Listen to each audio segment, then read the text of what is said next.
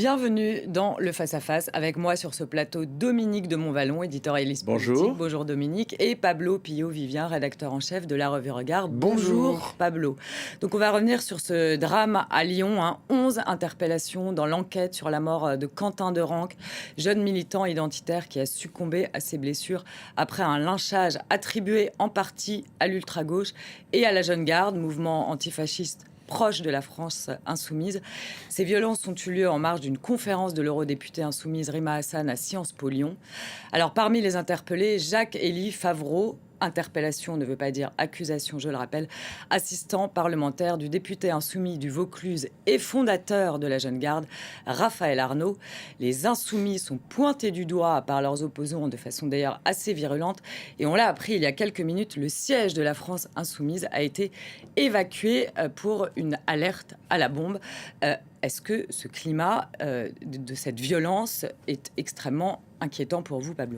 Oui, il est tout à fait inquiétant. Il y a un risque d'escalade dans la violence qui est non négligeable. On sait d'ores et déjà que certains groupuscules chauffent leur rang à blanc, à la fois du côté de l'extrême droite, où en fait ils demandent vengeance, et de l'extrême gauche, dans un effet de miroir. Et je dis l'extrême gauche, enfin c'est même la gauche plus largement, qui se dit en fait il va falloir qu'on se défende, etc.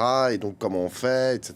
Donc il y a un climat, effectivement, il y a une cocotte minute qui est en train de monter en pression, et il faut absolument que les responsables politiques, d'où qu'ils soient, à commencer par l'exécutif, essayent de faire retomber la pression. Par la France insoumise. Non, non, oui, mais je considère que l'exécutif, le gouvernement, ils ont une mission première qui est... une mission première, une responsabilité seconde. Une responsabilité seconde, je ne sais pas. Quand j'ai entendu... En fait, ce qui s'est passé ce week-end, où avant toute prise de parole du procureur, avant que l'on sache vraiment la chaîne de faits qui a abouti à la mort tragique de Quentin Derenque, voire le garde des Sceaux venir pointer du doigt, jeter à la vindicte tout un camp politique, ça m'a interrogé. Mais non, attendez. Mon cher Pablo, je vous aime bien, je l'ai dit plusieurs fois et je le répète aujourd'hui. Mais deux, dans la séquence actuelle, parce que je vous ai beaucoup entendu hier, et avec plaisir, parce que vous vous exprimez bien et vous dites des choses fortes. Je vous ai beaucoup entendu sur les chaînes de télévision hier, et donc je sais au fond ce que vous dites. Alors j'aimerais bien qu'on revienne un peu... Bon, c'est le procès du garde des Sceaux, on peut le faire, vous pouvez le faire, etc. Mais il y a quand même eu un meurtre, il y a quand même alors, je ne sais plus à combien sont actuellement en garde à vue, un nombre, etc. Et il y a, alors je ne veux pas me mettre à reprendre tout ce que les téléspectateurs ont en tête, je voudrais dire qu'il y a eu une parole forte que personnellement je trouve parfaitement pertinente et très forte, parce qu'elle a été dite complètement à chaud, c'est celle du Premier ministre qui, s'adressant à Mathilde Panot hier, lui a dit « il faut faire le ménage ». Alors le ménage dans vos rangs, le ménage en général, et puis j'ai presque envie de dire aussi, peut-être l'a-t-il dit d'ailleurs dans votre vocabulaire, il y a une brutalisation, c'est un mot très fort et j'aime bien, une brutalisation du débat politique la France insoumise, Mélenchon et son allié de la Jeune Garde portent une responsabilité très forte. Alors, bon, d'accord, on va pas démarrer sur les positions. Vous pouvez dire ce que vous voulez, mais le garde des Sceaux a dit les faits ne le démentent pas. Hein, bon, mais attendez, mettons pas les choses à l'envers. Qui est responsable de cette situation aujourd'hui ? Je vous pose la question. Vous pouvez me poser la question et j'ai une réponse. J'entends en fait beaucoup dire, y compris dans votre bouche, Dominique, que la théorisation de la conflictualisation permanente et politique... De la brutalisation. Et de la brutalisation. Alors ça, il ne le théorise pas. Ça, c'est des mots qu'on lui attribue. Ça, c'est votre perception de la stratégie de Jean-Luc Mélenchon et de la France insoumise. De la brutalisation. Vous incombez ça totalement à Jean-Luc Mélenchon. C'est vrai que dans une certaine mesure, mesure. En plus, ils l'assument. Et la France Insoumise l'assume. Ils ont assumé la bordélisation, ils ont assumé la conflictualisation. Ce que je remarque, c'est que l'entièreté du paysage politique, aujourd'hui, a monté d'un cran dans cette conflictualisation, dans cette brutalisation. Lorsque, vous avez beaucoup parlé de Jean-Luc Mélenchon, et je ne nierai pas, et de la France Insoumise, et je ne nierai pas, en fait, ce qu'il dit et la brutalité de ce qu'il raconte. En revanche, écoutez aussi ce que racontent les autres. Voyez, en fait, comment, par exemple, une partie du centre et de la droite traite la gauche, en les traitant d'islamo-gauchistes, en les traitant d'alliés des terroristes. Ça aussi, ça participe de la brutalisation de la politique. Même au Parti socialiste, qui fait partie de la gauche, je le pense, aujourd'hui, lorsqu'ils veulent s'inventer une identité pour l'élection présidentielle, ils n'ont qu'un seul objectif, qu'un seul paramètre à mettre en avant, c'est celle de les insoumis, c'est des antisémites et ils sont voilà. Donc il y a que comme ça en fait qu'ils n'arrivent à exister. Donc ça aussi c'est de la conflictualisation de la part du Parti socialiste. On parlait de la gauche, on parlait de la brutalisation, c'est de la clarification. Non mais juste sur la gauche. J'espère et je le fais pour vous amener à le dire. J'espère que pour préciser votre pensée là-dessus, j'espère qu'on va parler de l'intervention de François Hollande ce matin, qui a souhaité, qui a affiché qu'il y avait une rupture à ses yeux, compte tenu de ce qui s'était passé. Oui, alors Dominique, justement, sur la gauche, il y avait François Hollande, Raphaël Glucksmann, qui disent on ne peut plus s'allier avec les Insoumis, où sont les autres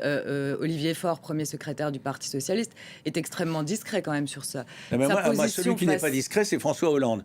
Je n'ai pas d'attache particulière, je le suis depuis longtemps, et je ne suis pas étonné de le revoir au premier plan pour essayer de se frayer un chemin, peut-être jusqu'à des hauteurs, ou peut-être pas d'ailleurs.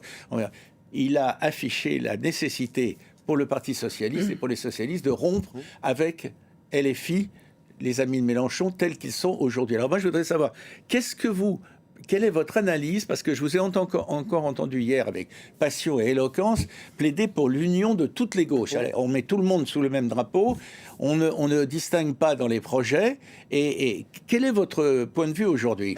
Aujourd'hui, mon point de vue est toujours le même. C'est-à-dire que qu'est-ce que veulent en fait les sympathisants de gauche? Qu'est-ce que veut le peuple de gauche? Et ce sera lui l'arbitre des élégants. Ce sera lui en fait qui décidera si oui ou non il y a encore une gauche unie, que le concept de gauche existe encore dans notre pays, ou bien que effectivement il y a, comme certains le théorisent, et avant ce week-end, enfin, je veux dire, à la fois Jérôme Guedj, Raphaël Glucksmann et François Hollande, ils n'ont pas commencé en début de semaine à dire que la France Insoumise était infréquentable. Ça fait des mois, en fait, qu'ils nous le racontent. Donc là, c'est pas un allié potentiel. N'est pas un allié potentiel, tout à fait. Voilà. Mais ça fait des mois. N'était plus un allié potentiel. Mais ça fait des mois qu'ils le racontent. Ça n'a pas commencé ce week-end. Et des semaines. Donc ça n'a pas commencé ce week-end avec l'événement à Lyon. Ce qui s'est passé a aggravé la situation, mais il y avait des signes annonciateurs quand on est lucide. Après, je vais aller un peu plus profondément parce que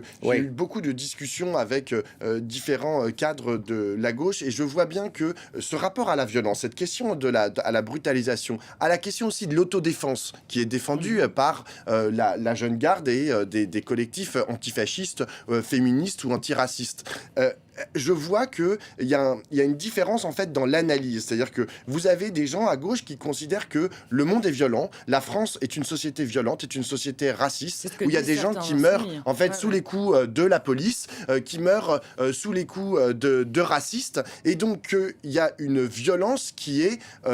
qui justifie la violence. Exactement, il y a une légitimation de la violence dans un cas qui dit, en gros, on est dans un moment fasciste, et en fait, dans le fascisme, on a besoin en fait d'être violent contre les fascistes. Et il y a une autre Qu'est-ce que vous en pensez, vous? Il y a une autre gauche qui dit, et il y a une autre gauche qui fait une proposition en disant, et je fais plutôt partie de cette gauche-là, qui dit non, en fait, nous ne sommes pas en fait dans un moment totalement fasciste. Nous ne devons pas abandonner l'idée de pouvoir construire un horizon politique pour la gauche et de gagner une majorité, de créer une dynamique majoritaire qui puisse l'emporter par les urnes. Mais voilà l'opposition. Et ça, c'est une proposition de constat, parce que moi, je ne considère pas aujourd'hui que nous soyons dans une société totalement fasciste. Mais ça, c'est mon analyse. Mais tout le monde n'a pas cette analyse-là à gauche. J'ai toujours plaisir, tous les mercredis, à dialoguer avec vous. Et chaque fois, j'en retiens quelque chose. Alors aujourd'hui, d'ores et déjà, et notre dialogue n'est pas fini, je retiens l'idée, nous ne sommes pas dans une société totalement fasciste. Donc elle l'est partiellement. Non, mais il y a un risque fasciste indéniable. Non, mais les mots ont un sens. Nous ne sommes pas dans une société totalement fasciste, donc elle est déjà sur ce chemin-là, elle est déjà en partie fasciste. Ça, je pense c'est que énorme. Non, mais c'est ce pas que je digne dis, de c'est vous. qu'il y a un risque Pablo, fasciste. c'est pas digne de vous. Dominique. Parlez des risques qui nous attendent, parlez de cette société qui inquiète l'ensemble des Français, Exactement. quelle que soit leur étiquette politique d'ailleurs. Tout à fait. Cette société de la brutalité, de la violence, parfois du meurtre, mais une société totalement fasciste. Non, mais j'ai pas dit totalement, j'ai dit pas totalement. Alors, et on est d'accord. affinez. Si vous voulez, j'affine. Je pense que il y a un risque fasciste parce que qu'on le voit d'abord. Chose. Oui, exactement. On peut ne pas être d'accord avec vous, mais au moins c'est clair. Exactement. Et on le voit à l'œuvre. En France, il y a des poussées en fait, des gens qui sont portés en fait par des dynamiques fascistes, mais on le voit aussi à l'extérieur de nos frontières, quand on voit les génocides, les guerres, les propositions, que ce soit aux États-Unis, en Russie, en Iran, etc., qui sont des régimes fascistes, chacun avec leurs spécificités et leurs paramètres. On se dit genre oui, il y a un risque et genre il y a une angoisse, il y a un sentiment d'asphyxie de la part d'une partie des gens et qui est légitime. En fait, cette peur, je trouve qu'elle est légitime. Après, c'est la question des voies et moyens pour y répondre. Je voudrais en revenir à Jean-Luc Mélenchon, quand même. N'est-il pas là sur une ligne de crête parce qu'on a vu qu'il n'avait pas condamné les violences de la jeune garde de l'ultra-gauche?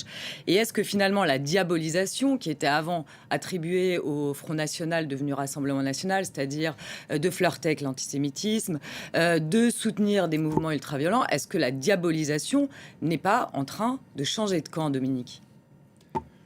En apparence, je vous dirais oui. Dans le contexte actuel, on montre du doigt Jean-Luc Mélenchon, on montre du doigt le jeune patron de la jeune garde, et on a répété tout à l'heure au début de votre émission le nombre de ceux qui sont actuellement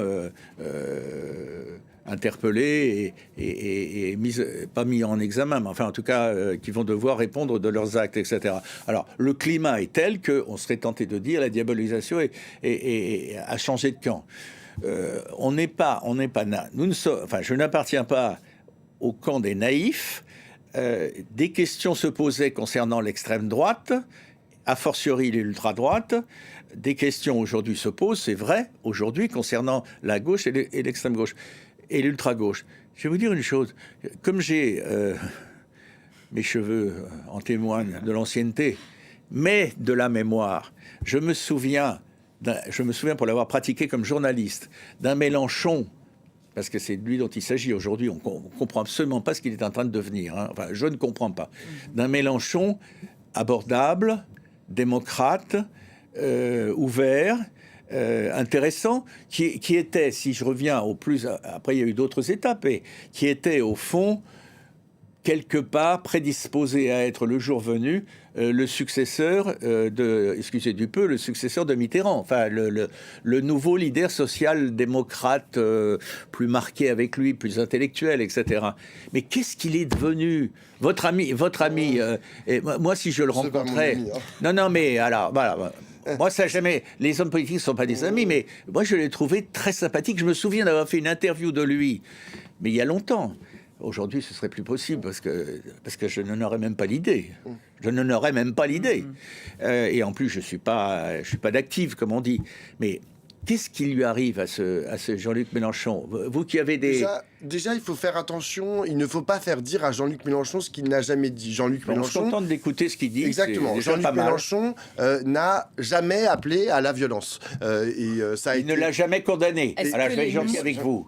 Non, mais c'est-à-dire quoi? Il l'a jamais condamné? Si, il l'a condamné. Et il l'a encore condamné. Alors, il a des mots. Effectivement, il est dans la conflictualité. Des mots ambigus, voilà. Pas ambigu. En fait, c'est pas ambigu. C'est justement, on fait des exégèses complètement farfelues de ce qu'il raconte. Et on dit, ah bah oui, bah comme il a dit ça, ça veut dire que potentiellement... Non. Il a condamné, en fait, ce qui s'est passé à Lyon.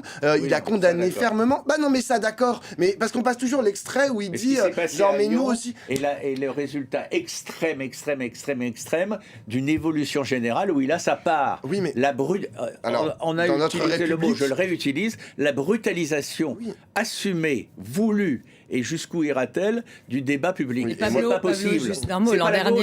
L'an dernier à Auxerre, il a dit « Nous sommes liés et alliés de la jeune garde. Donc Tout à c'est fait. difficile, c'est vrai aujourd'hui, de comprendre il n'a pas condamné la jeune garde pour Non, l'instant. il n'a Alors pas que pour condamné la jeune il y a garde. des interpellations, ce qui Il a a pas- surtout pas condamné les méthodes de la jeune Exactement, garde. Exactement. Mais Mm. pourquoi Bah oui, mais- Parce que les méthodes en fait des collectifs antifascistes, c'est l'autodéfense pacifique. Alors après, on peut remettre en question ça, on peut le discuter, on peut dire est-ce que l'autodéfense telle qu'elle est pratiquée par les collectifs antifascistes, que ça soit la jeune garde ou d'autres, des collectifs féministes ou des collectifs écologistes ou des collectifs antiracistes, est-ce que c'est ça la bonne façon d'envisager de faire de la politique aujourd'hui dans la rue en France, dans l'espace public De en réunir France? une On majorité peut électorale dans les urnes. Exactement, on Ah peut bah se poser oui, cette question-là. c'est ça une dont il question- s'agit normalement. C'est une vraie question stratégique. Après, mettre un lien direct entre la France insoumise, le discours de Mélenchon et la mort de Quentin Derenc, je pense que c'est allé très très vite en besogne. Et hélas, ces raccourcis ont été faits par des membres de l'exécutif, par des gens qui sont censés être le garde des Sceaux, qui est censé être le garde des Sceaux. Et ça, pour moi, c'est un énorme problème. Oui, certes, Celui mais qui a un énorme problème, c'est Jean-Luc Mélenchon. Moi, j'attends qu'il clarifie au fond ce qu'il est devenu, ce à quoi il est prêt, quel est le projet censément qu'il porte et jusqu'où il est prêt à tolérer des outrances dans les marges de ceux qui le que il soutiennent. reste 10 secondes. C'est une façon en fait de faire de la conclure. politique, et Jean-Luc Mélenchon comme la France insoumise, leur objectif c'est ils disent la France est en colère, nous allons représenter les gens en colère, les jeunes, les quartiers populaires, et la proposition de la France insoumise c'est de dire nous allons être homogènes en fait à leur colère et nous allons la reprendre et nous allons être en colère dans l'Assemblée. Ça peut nous mener loin. Voilà. Mais je je suis d'accord, on peut interroger cette stratégie, mais Oui. par contre on ne peut pas dire que c'est totalement c'est eux qui mettent systématiquement de l'huile sur le Mais- feu, mais etc. nous Notre allons- société est brutale. J'ai pas Nous, dit ça, j'ai pas nous dit ça. reprendrons ce débat passionnant, messieurs. Oui. Nous devons Parce qu'il y aura rendre des suites. l'antenne, comme on dit. Il y aura Oui. des suites, certainement. On voit qu'en effet, le Plaise au ciel climat que reste... ce soit dans la pacification des esprits. J'espère aussi. On l'espère. Voilà. Merci de nous avoir suivis. Merci Dominique. Merci Pablo. Et l'info continue sur France 24.